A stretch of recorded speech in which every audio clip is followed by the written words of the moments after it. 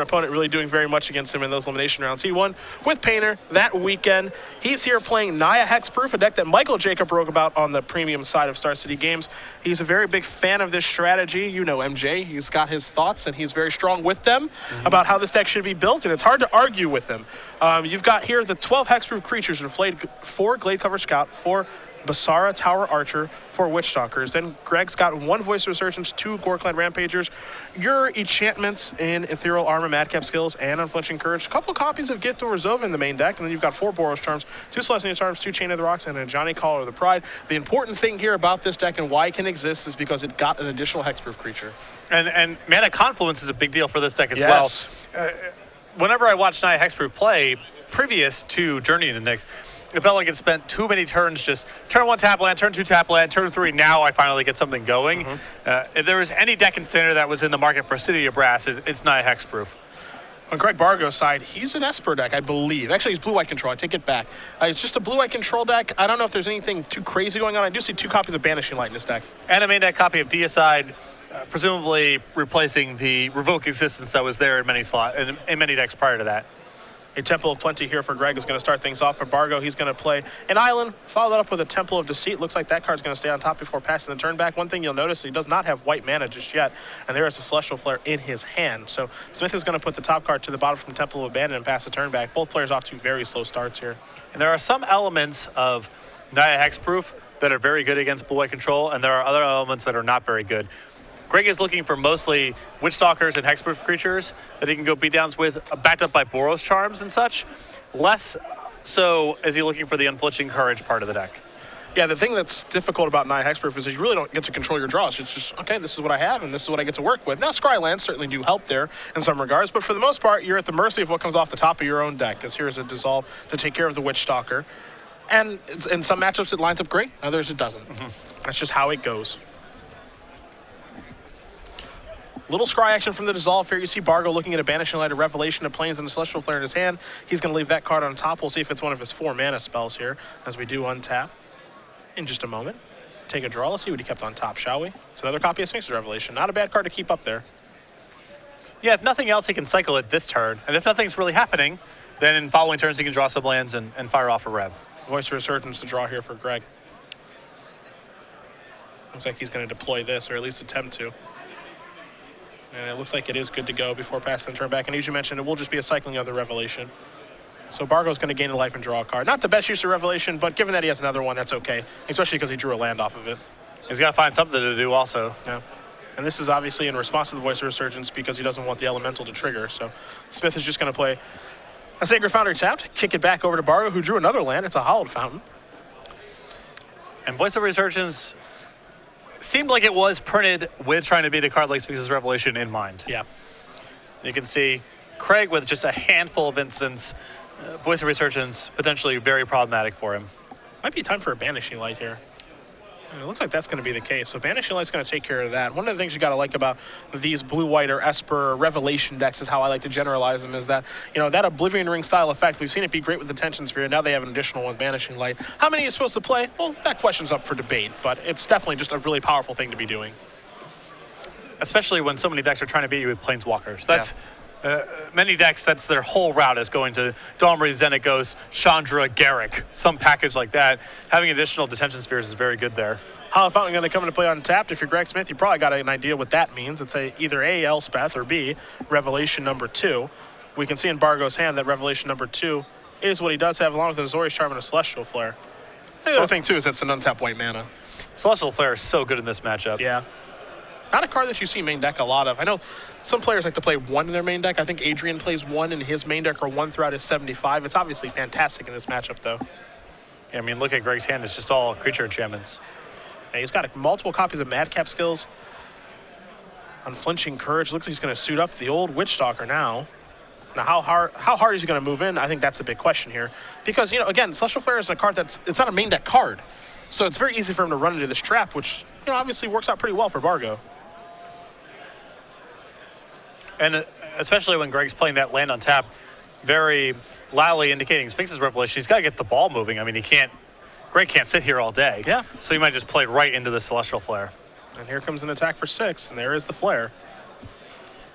You saw Smith could have moved in completely there. He could have played another Madcap Skills and just gone berserk that turn and hoped for the best. Opted not to, took a little bit of a slower approach, which might end up working out pretty well for him, as Bargo is going to draw another Hallowed Fountain. He's going to play this one on tap too, with the thought of, okay, I'd like to resolve Revelation this turn. Fortunately for him, it's going to be for another card, as here's a Mana Confluence off the top here for Smith. That's going to allow a Witch Stalker to come into play. We'll see if he wants to follow this up with anything. This is going to be a Revelation in response to Witch Stalker. So the Witch Stalker doesn't get a counter. Bargo's going to draw 4 cards, also going to gain 4 life. We'll see what he finds off of this Revelation, though. So at least 1 copy of Banishing Light. I do not believe he found an answer to Witch Stalker in that hand, though. So we can play on for a little bit longer. A little curious not to see Smith cast Madcap Skills that turn. I think that he's trying to avoid playing into a Detention Sphere or Banishing Light kind of effect. Okay. Where he can at least play an enchantment, connect once, and then have it get destroyed. Sure. But if he just allows Craig to curve into his removal, that's just too efficient of a game plan. Bargo tapping mana here. It looks like it's going to be for Jace, Architect of Thought. It looks like that's the best card he has in his hand, and that's what's going to happen here. So Jace is going to come into play. It's going to tick down to 2, so 3 cards coming. Let's see what they are for the blue-white control player. Supreme Verdict, Plains, and Island. Pretty easy spot if you're in Smith's position. Get the Verdict on its own. It's going to go to Bargo's hand. This is a Plains. That's a Supreme Verdict. The board is clear here. You see Smith just hasn't really been able to get any footing this game. That's a pretty dangerous play there from Craig, as if Greg had a copy of Boros Charm right there, he would have been able to just effectively counter the Supreme Verdict and then go about his business. And kill the Jace. Yep. Yeah, I think that if I was in Craig's position, I would have just done something else that turn, untapped and played Supreme Verdict with Dissolve backup. Sure. To protect against Boros Charm. Ends up working out pretty well for him. Still does have the Dissolve. You see his hand right now. He also has a copy of Banishing Light along with an Azorius Charm. Charm arguably at its worst in this matchup. Yeah, but it's good against the opponent that has to cast his Gore Clan Rampagers, that's for sure. Yeah.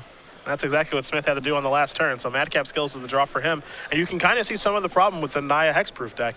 You know, this draw is good against certain opponents.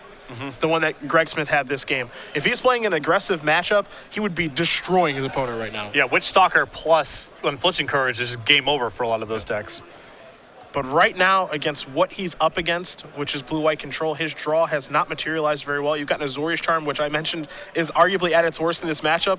Well, it's at its best right now, taking care of Rampager and Madcap Skills and denying Smith a draw.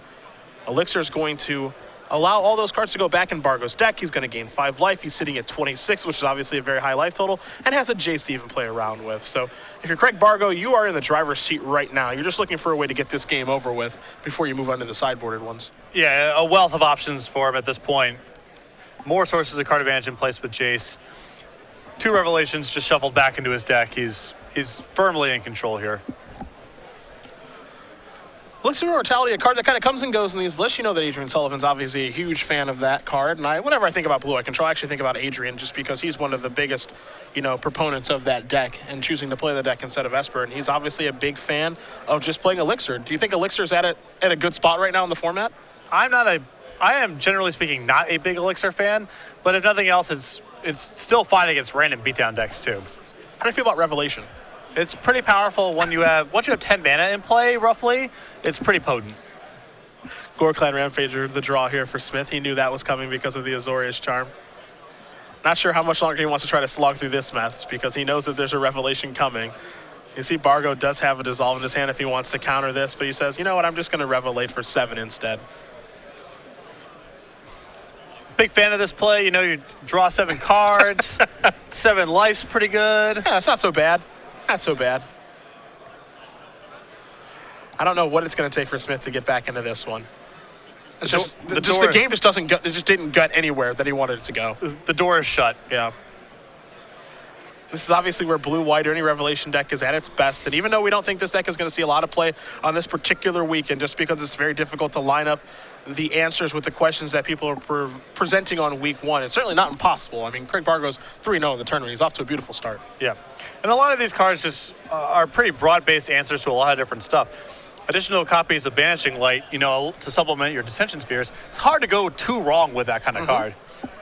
You see his other removal. He's got 2 copies of Celestial Flare, which is great in this matchup, obviously, and pretty good overall. I mean, there'll be situations where it's bad, but a lot of the times it's going to be at least okay. We've talked about how many copies of Last Breath you're supposed to play. Well, Bargo only has 1. Is that right for this particular weekend? Who knows? That might come back to hurt him, depending on what he plays against, or it could come back to actually help him, because it can be very good in a lot of matchups. So it's all about that questions versus answers. If it's wrong, it's probably not by a lot. That's the thing. 2 mana going to get tapped here for Bargo. I think those is just a Mutavault beat Yeah, down. it looked like, it was a little attack there from the old Mutavault before passing the turn back with a whole bunch of mana open. Smith just drawing a bunch of auras at this point. Jason's going to turn over a couple of cards. There's an Elixir, an Island, and a Mutavault. See exactly how Greg wants to split this. He says you can have a Mutavault or you can have the Elixir and an Island. Since you're already pressuring me with 1 Mutavault, do you want the other one? The answer from Bargo is yes, I do. He can play that for his turn. He can fire Mutavault up here. We'll see what he wants to do. He just says, all right, let's do attack this way. He's going to use the right Mutavault here. That's the one he played. He wants to make sure that everything is appropriate. We understand the shortcutting here that's taking place, so nothing malicious there at all. It's not even that significant. If Craig misses out on 2 points of damage here, it's not going to cause any real harm. I'd like to believe that's the case. The game is in a place where Smith can simply not recover. Discarding a Plains is what's going to happen here for Craig Bargo. I'm going to pass the turn back as Smith is going to draw a card. It's a copy of Basara Tower Archer. That's the new hexproof creature from Journey into Nyx. It's got some relevant text on it. The hexproof part, the reach part, chances are it's going to come up more than we think. Yes. Like, I don't think it's a very relevant part of the card, but chances are that's going to come up more than you think it does against Mono Blue, for example, and actually be relevant on the card. But this deck would just play a 2-mana, 2/1 hexproof creature, period. So yes. The reach is just a little extra bonus. However, that card did get dissolved. And now Bargo is going to fire up those 2 Mutavaults. He's going to put Smith down to 10, I believe. Jason's going to tick up. There's the 3rd Mutavault. And it's not fast and it's not pretty, but they get the job done. See, Smith looks like he picked up another copy of Boros Charm here. He's just going to pass the turn back. A Syncope picked up here for Bargo. Bargo with a Temple of Enlightenment in his hand as well. He's going to fire up these Mutavaults. Put Smith down to 4.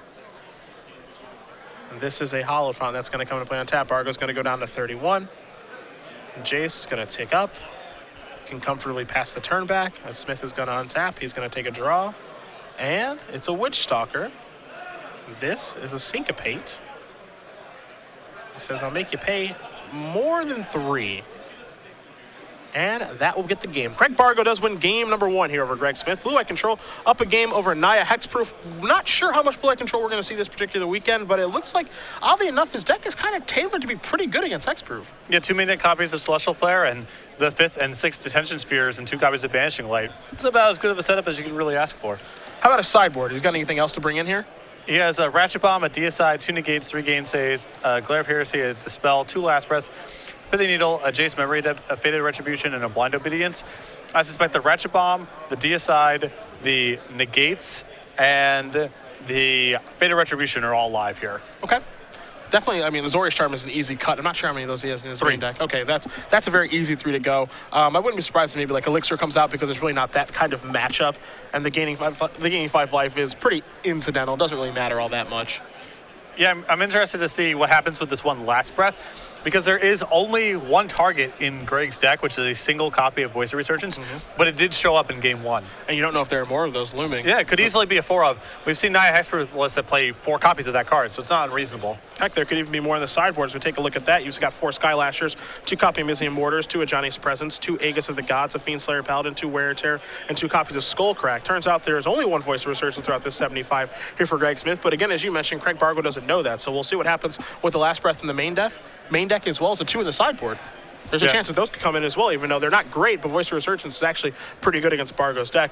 All that being said, as far as options are concerned, you kind of like Skylasher, it's fine. Mizium Mortars, obviously you hate. Ajani's Presence is okay. Aegis of the Gods is just another creature, but the fact that you get Hexproof doesn't matter very much. Fiend Slayer Paladin, Wear Tear, Skullcrack. Wear Tear is actually good here because there are 6 Attention Spheres effects in the deck. Again, you don't know if Smith knows that, but he's got to probably have an idea that there are, you know, a pretty high number now that he's seen 2 copies of Banishing Light and has to assume Detention Spheres hanging out. For sure. So, the thing here for Greg is that his sideboard just really isn't tailored to beating a Revelation deck, but you can make the argument that there isn't really a sideboard to do that for this deck. The only thing that Greg can really do this is, to improve this matchup here is to try to normalize his deck a little bit, which I think is a totally reasonable game plan. The problem is that so many of his creature enchantments are just poor. I mean, you saw 4 copies of Infliction Courage, 2 copies of Gift of Orzhova, and 2 copies of Chain of the Rocks. Even if those cards land, they're pretty low impact. So I think that he wants to keep in, his powerful pump spells like Madcap Spills and Gorclan Rampagers, Selesnya Charm to a lesser extent, and just try to have more draws that involve creatures. Because that game, he just didn't have enough threats to slog through all the removal spells and the Supreme Verdicts that Craig was bringing to the table. He died with, 5 creature enchantments in his hand? Something insane. Something insane. He needs to de-emphasize that a little bit because that game plan is not very good against blue-white control, and just try to become a creature beatdown deck. Yeah, I think, I'm with you. It's still going to be tough. I mean, there are a lot of cards that are really good. I mean, maybe the play here is to sideboard out some of those auras and just try to move forward that way. I'm not really sure what the best approach is in this particular situation. I think Unflinching Courage and Gift of Orzhova just have to go. Okay. Even when they're going to lead to Greg getting blown out a good percentage of the time, and even when they connect, they're not even good. Gift of Orzhova is especially bad. Yeah, that one's pretty bad. That was pretty bad. It makes sense why Greg would want to have those in his main deck for this particular weekend. Again, coming to this weekend, all the conversation has been pretty much everywhere about, hey, a lot of people are playing aggressive decks because of Mana Confluence. So you want to definitely be good against aggressive decks, and that's why he's got 4 Infliction Courages, 2 Gift of Orzhovas, and just the deck choice in general. Yes. That's exactly why you see him playing this deck. And, chances are he probably played against an aggressive deck or 2 in those first 3 rounds, which is why he's 3-0. However, his matchup here is just pretty difficult, and you can see just from the construction of his deck, a card, for example, he could be playing Mending Touch. Yes. It'd be really good in this matchup. Really good against Verdict, and it's just a good card against these kind of decks. He could have more copies of Voice of Resurgence to be better against, a Revelation type strategy, but he's opting not to do that. You can definitely see just with his deck construction that he's trying to beat a certain type of deck in this particular weekend, and this just isn't it. Now, that being said, it's not that he can't win, it's just going to be very difficult, and as you mentioned, he just needs to normalize his deck to try to overcome this. Now, even though the matchup isn't necessarily the best for Greg, his draws of threats backed up by Boros Charm can win the game just as easily as they can out of White Weenie / Boros decks against blue-white. He doesn't, even though he has a lot of creature enchantments, that doesn't necessarily mean that his matchup is bad. He just needs to draw a healthy saturation of creatures, the right creature enchantments, and then ideally a Boros Charm as well. We'll see how things do break here as Bargo is finally done with his sideboarding. Linsky is happy with his configuration. Greg Smith has been good to go for some time now. But if you guys are just joining us, Cedric Phillips, Patrick Sullivan, Star City Games Open Series here in Cincinnati. We're in round 4 of 10, 467? Excuse me, 76. Yes. 476 showed up this particular weekend. So a pretty healthy crowd. Not as big as normal. Kind of strange to say, especially after Journey Nick's coming out, but definitely a lot of big names in attendance. That's the one thing that stood out to me this weekend, is that as we make our way through Season 2 here, I'd say we're about halfway done with Season 2 with this tournament. You see the players who are chasing points now.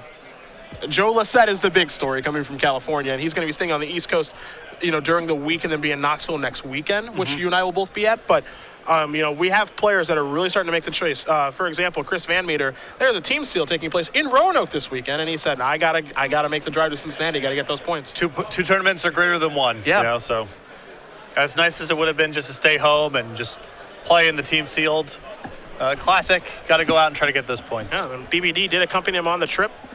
Good friends doing battle with Jun Monsters this weekend. BBD sitting at 3-0 right now. Van Meter 2-1, did lose his last match, but we have seen Chris bounce back before. So we'll see what happens this weekend as both players taking a look at their opening hand. Do want to thank over 8,000 viewers so far today as well. So thanks for hanging out with us as we do work our way through a brand new standard format. It's pretty exciting. Yeah. We've seen some pretty sweet stuff so far. Mana Confluence in this deck seems like an enormous upgrade to me. I see Smith is going to start off with just 2 Ravnica dual lands, however. He's off to a really slow start. Does he have a 3rd land? He does not. Wow. And his hand's not great either. He does have 2 copies of Witchstalker, and that card's pretty good in this matchup. But you see his hand, he's got a Ethereal Armor, a couple copies of Madcap Skills, a Boros Charm, 2 copies of Witchstalker. And I was afraid that was what was going to happen, is that even though he does have lands to draw, there are a decent amount of them that come into play tapped, and a Temple is exactly what happened. And Craig Bargo with Celestial Flare in hand, so he's even got insurance against the first hexproof creature. A wear and tear of the draw here for Greg Smith. And it looks like Bargo has a Syncopate in his hand as well, so it looks like he's good against both of the creatures here. Greg Smith doesn't have an option. He has to deploy a creature. This is a Syncopate to take care of it. And this is pretty damning. I'm not saying that Greg has a lot in his sideboard to bring in. You mentioned, in fact, that he doesn't. But the fact that Unflinching Courage is still in his deck means that I think he's a pretty big dog in this matchup. Yeah, I mean, it gets to the point where you have to get pretty creative and bring in a card, I think, like Skylasher, which is, it's fine against this deck, but it's not anything great.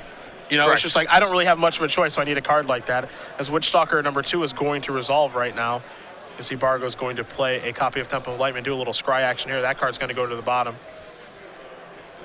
Going to pass the turn back over to Smith, who will untap and take a draw. Mana Confluence going to come rolling off the top of his deck.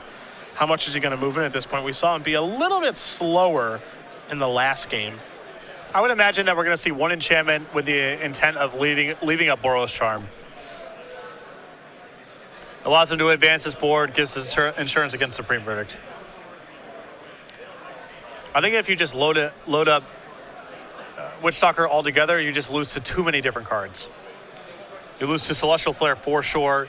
Even Detention Sphere suddenly becomes very good against you. And there is Flare yet again. A 2-up in Bargo's deck. Really, really helping him this particular matchup as he draws a copy of Sphinx's Revelation for the turn, plays the Mutavault. And this guy on the right, Mr. Craig Bargo, he is in the driver's seat right now as a Johnny Call of the Pride, the draw here for Greg Smith. And this will be a Revelation, and it's going to be for 4.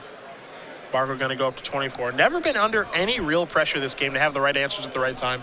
Yeah, you know, the Naya Hexproof deck is very fragile against specific classes of cards. And you see a Counterspell and a Celestial Flare in Bargo's graveyard, and you don't need a ton else other than that. Bargo going to deploy one of his sideboarded Ratchet Bombs. He'll play a Temple of Deceit. Take a look at the top card here. That card's going to stay on top. Just pass the turn back over to Smith. Smith's going to draw a card for the turn. A little surprised not to see him deploy the Ajani, simply because you can play the Ajani and not have a target and be able to continuously tick it up.